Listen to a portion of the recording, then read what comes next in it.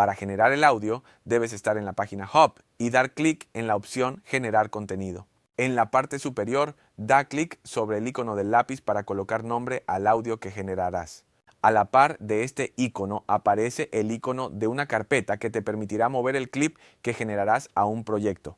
Al centro aparecen las opciones de voces que puedes elegir. Al dar clic sobre la flecha se desplegará el listado de voces de la librería que has agregado, así como otras voces con las que cuenta la herramienta.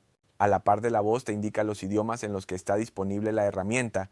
Selecciona el audio que deseas. En la ventana de texto, escribe o pega el texto que deseas que se genere en audio. Da clic sobre el botón Localizar para establecer el idioma del audio. En la opción gratuita en español podrás elegir el idioma español de México. La segunda opción la utilizarás solo si deseas la traducción del texto a otro idioma. Luego da clic en el botón para establecer el idioma elegido.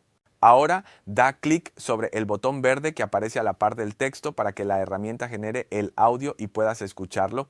En la parte superior del texto aparecen varios iconos con los que podrás copiar el enlace del audio, descargarlo, duplicarlo, generar audio similar, completar audio con IA, añadir otra voz o borrar el audio.